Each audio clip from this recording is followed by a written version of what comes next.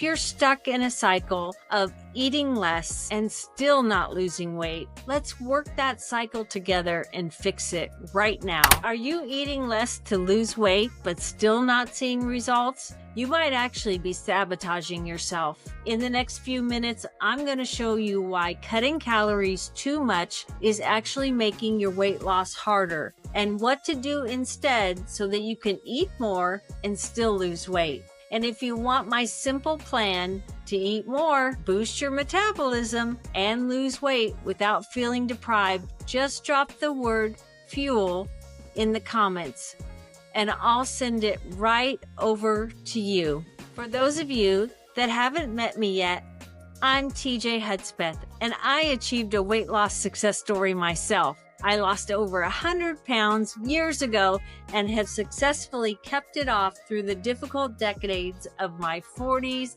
and now my 50s, and I've helped hundreds of men and women do the same. So if you're stuck in a cycle of eating less and still not losing weight, let's work that cycle together and fix it right now. Let's talk about the myth that you have to eat as little as possible to lose weight. And if you've ever thought, I just need to eat less and the weight will come off, I get it. That's what we've been told for years. Cut calories, shrink portions, avoid carbs, suffer through tiny meals, or better yet, skip some meals, and boom, the weight should just melt off. But here's the problem. Your body is not a math equation. It's a survival machine. And when you eat too little, your body does not think, oh, great, we're losing weight. Nope. It says, uh-oh, we're in a famine, and we have to conserve and protect. Survival mode in your body has now been activated. And what does the body do in this mode? It slows your metabolism to conserve your energy. It starts storing fat instead of burning it because it's trying to keep you alive. And it makes you hungry all the time so that you eventually give up and eat everything in sight. Sound familiar? Here's a perfect example.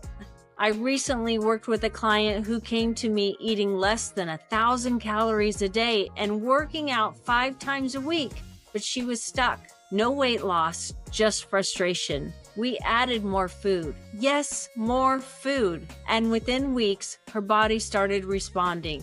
The weight started dropping, her energy came back, and she finally felt in control again. So what should you do instead? Let me give you 3 easy tips. First of all, stop starving yourself. Your body needs fuel to function, especially if you're working out. More protein, fiber, and healthy fats, more fat-burning power. Number 2, eat enough to support your metabolism. If you're cutting calories, your body will fight you.